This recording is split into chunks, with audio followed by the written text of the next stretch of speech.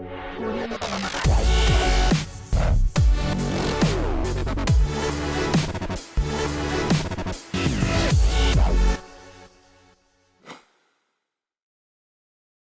Yo, what's going on, man?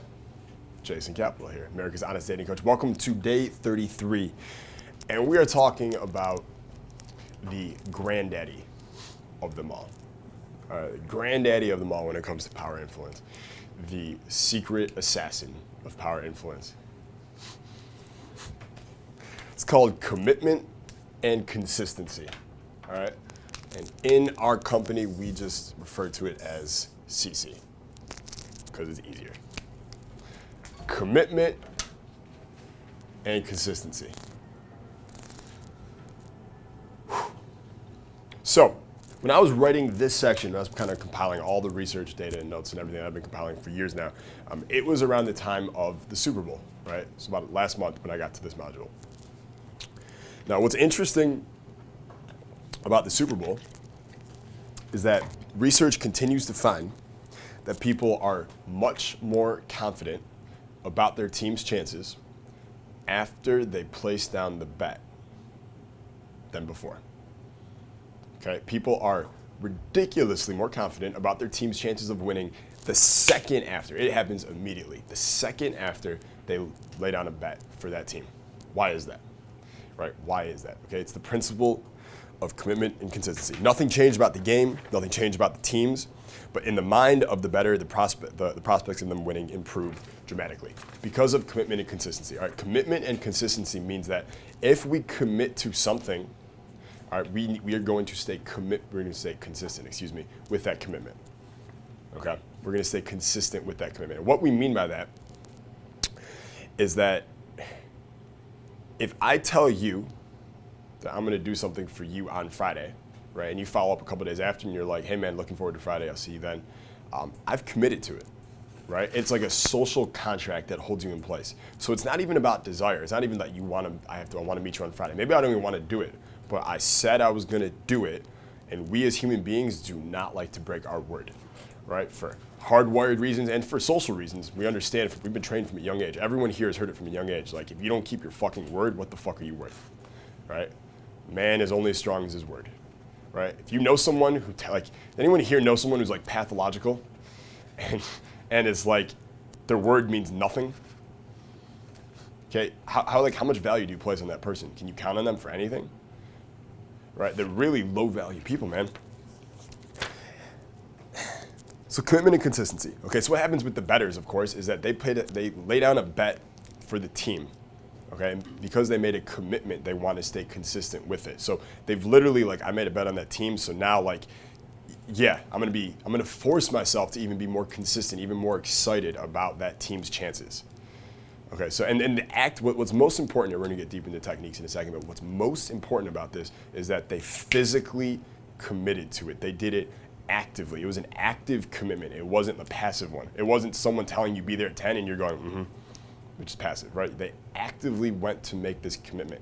They did it publicly in front of other people. Now there's social pressure. Okay, it took some effort. They had to go to the place. They had to do extra work to make this commitment, as we're gonna see in the next section. All these things increase the power of that commitment, increase the power of consistency, okay? So also, voters, after casting a ballot, immediately believe more strongly that their candidate will win. All right, anyone here who votes probably knows what I'm talking about. The minute after you lay down that vote, you're like, you know what, I think he will win. Right, I think he will win. Commitment and consistency, okay? People want to appear consistent with what they've already done, said, or committed to, and people do not want to be seen as people who can't be counted on for their word. So there was an experiment called the Watch My Things experiment, all right? Watch My Things. What they did was they have someone on a beach and he's got a little boombox next to him, okay? He gets up and there's the beach, there's other people at the beach, it's like a sunny day or whatever. He gets up from his towel, he goes to the bathroom, and there's people nearby around him.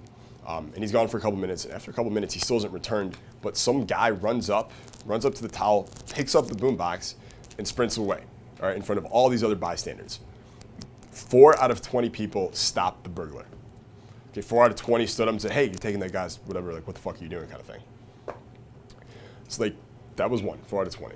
They followed up with the second experiment, exact same thing, exact same scenario, except this time, before the guy gets up to go to the bathroom, he asks someone nearby and he says, hey, I'll just go to the bathroom for a second. Would you mind watching my things just for a second? Really appreciate it. Guy goes, yeah, sure, I'll do that. Goes, okay. Goes to the bathroom. Burglar comes up. How many times do you think that the guy who committed to watching it for him actually stood up and said something? Okay? 6 out of 20, 8 out of 20, 90%, 95%. 19 out of 20 times he stood up, stopped the thief, said something, whatever. Okay? So we have increased someone's compliance by almost 5 times, from 4 to 19, simply by getting a verbal commitment from them first. I'd say that's a pretty powerful influence factor right there. Okay? Pretty powerful influence factor. And by the way, that's such a, when I was in college and I used to study at the library and everything, that was one of my favorite ways to open a girl, was to, you have the laptop out, you have to go to the bathroom, you find the hot girl nearby, you ask her, hey, can you wash my stuff for me? She says, sure, right? And then you go, all right, thanks, and you walk away, and then you stop for a second, and you go, you're not a thief, are you? She starts laughing, no, I'm not a thief. All right, we'll see. And you leave. Now when you come back, easy to reopen her, right? It's a little technique. Here's something really interesting about kids' toys, all right? Who here remembers Furby, right? A little lovable little doll. In 1998, he was really popular or whatever. Huge thing, right? Christmas season comes out, the Furby comes out. The top marketers in the world flood your children's brain, with every fucking power influence trigger available. Just totally mind fuck your children. So the children go haywire and have to go to the parents and go, Mom and Dad, buy this for me. I will hate you if you don't buy this for me, right? I don't love you if you don't buy this for me. Here's what they did, though, to, I don't know if it's triple or quadruple, to extremely increase the revenues of those Furby sales. They did it then, and they've done it every year since with every other popular toy around Christmas season. What they found was that toy sales spike right before Christmas, naturally. We all know that, right? But come January, sales went straight down. No one's buying, right? Because everyone just bought the toys last month. And they're like, fuck, January sucks. How do we fix this? So here's what they did. They limited the amount of Furbies available in all the stores, right? Everyone remember how they would go to, your parents would go to the store and like half the parents couldn't even get a Furby? Doesn't that seem a little weird to anyone? How is it that this is the most popular toy, but they can't produce enough Furbies? How fucking hard is it to produce a Furby? We've sent a man on the moon. You can't make an annoying little furry fucker? Think about that, okay? It wasn't a manufacturing error. It never is. They purposely limit the availability around Christmas season. Okay, so one, the value even skyrockets even more, right? They can charge way more for it now. That's the last one we talked about in the last module. But on top of it, what they did in those commercials around Christmas is they would add in a little sentence in every single commercial to the kids that said, hey, if your parents can't get it for you around Christmas because Furby is in such high demand, just ask your parents to get it for you after Christmas, right? So the kids all go to their parents, they go, Mommy, Daddy, I want the Furby, I want the Furby. Right? Parents go, can't get a Furby, come home. How does a parent feel now? They feel like shit, right? Can't even provide your child with the one toy he wanted. So what they do is they end up buying other toys to make up for the Furby they couldn't get. So they're still spending just as much money for Christmas. And then when it's available in January and there's thousands of Furbies at the store, isn't that interesting? Now you can get as many times as you want come January. Then they still have to buy the Furby later. So they're making the parents buy gifts twice. They do this every Christmas season, all right? It's fucking brilliant.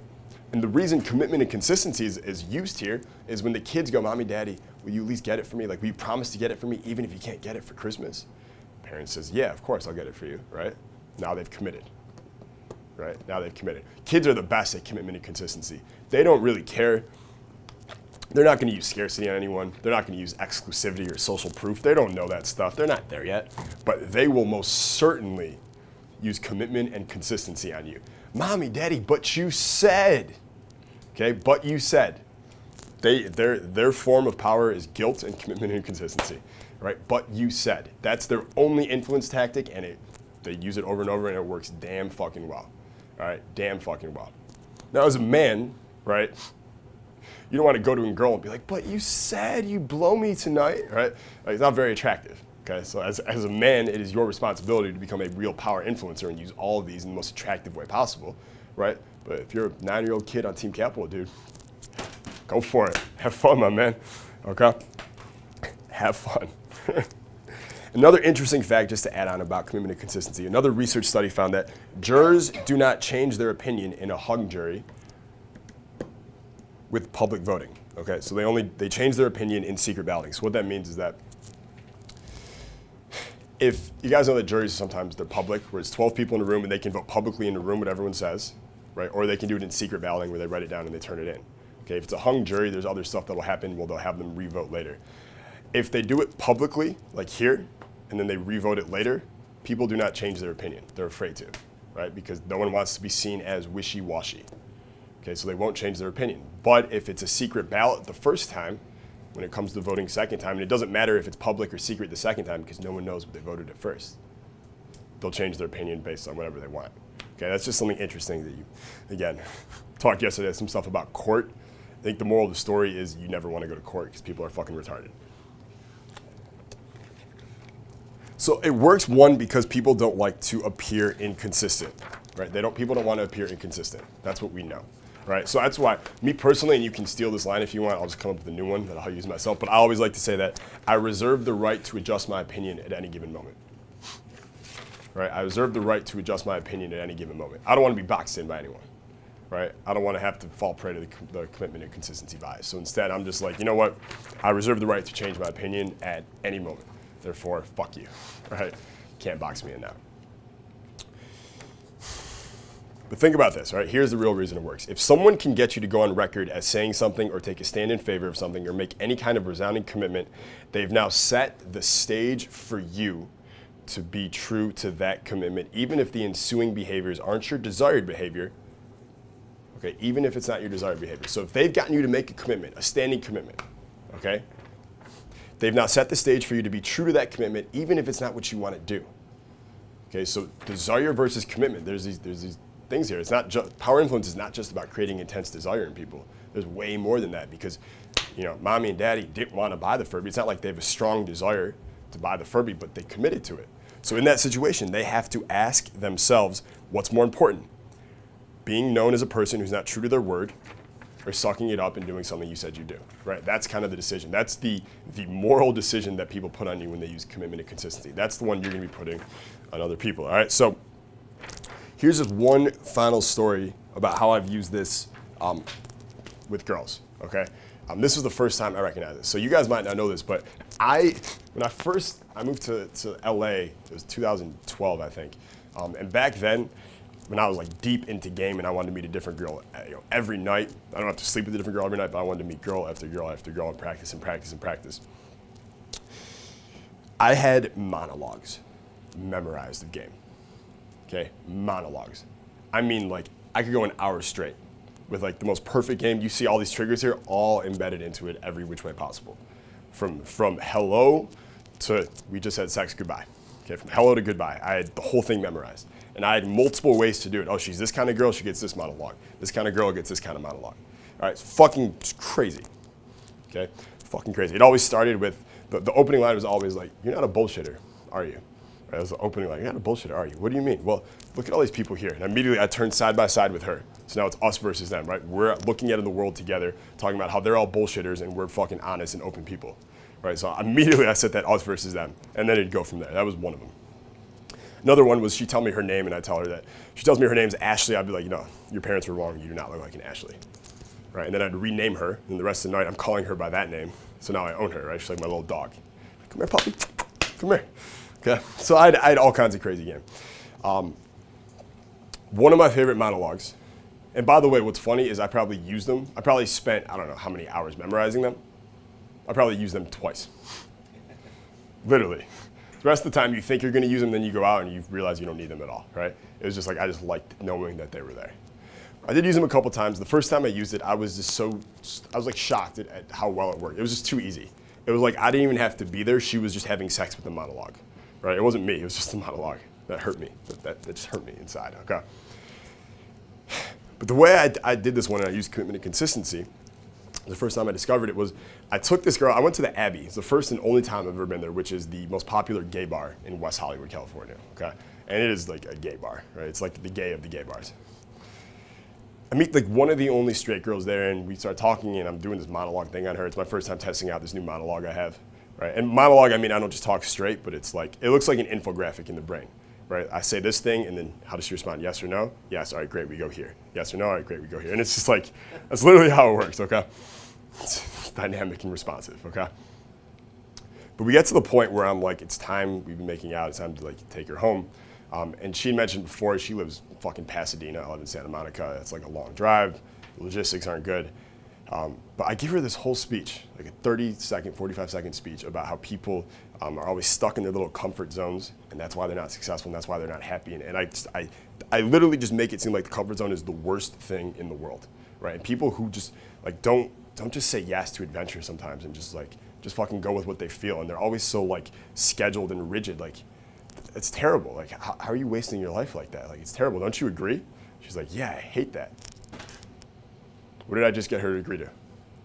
Commitment. She made a verbal commitment, right? That people who are rigid and can't say yes to a spontaneous adventure suck dick. Okay, which is foreshadowing. So then she goes, I agree. And I go, okay. I go, great. So like, tell me, like, when's the last time you just said fuck it and went on a spontaneous adventure? She looks at me. This is when I knew it was like, I was like, damn, this is powerful. She goes, from like a happy face to like a frown, she goes like this. Did you just do that on purpose? So she like, the way she said it was like perfectly, because it's like, she put all this together and she's like, did you just do that on purpose? The whole adventure thing? And I was like, yeah, let's go. And she's like, fine, I'm down. And she's like, and that was it, right? And she ended up driving me back to Santa Monica, all the way from Pasadena, which is great. Anyways, that was one of the first times that I used commitment and consistency with girls, okay? And that's the way, if you're gonna use it with girls, that I would recommend you use it. Don't use it in the mommy, daddy, you said, no, fuck that, okay? Challenge them. You're challenging their self-image. People who are living in their comfort zone, never take fucking adventures, never just say yes to a great opportunity in front of them, fucking suck, right? But people who just like grab a whole, they're just like, fuck it, I'm down, let's go on an adventure, let's experience life, let's try something new, let's take a risk.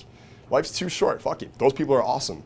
Don't you agree? Yes, when's the last time you did something that was really adventurous? Did you used to do that on purpose? I don't, or most girls would be like, they whatever they would say, I'd be like, no, that's not good enough.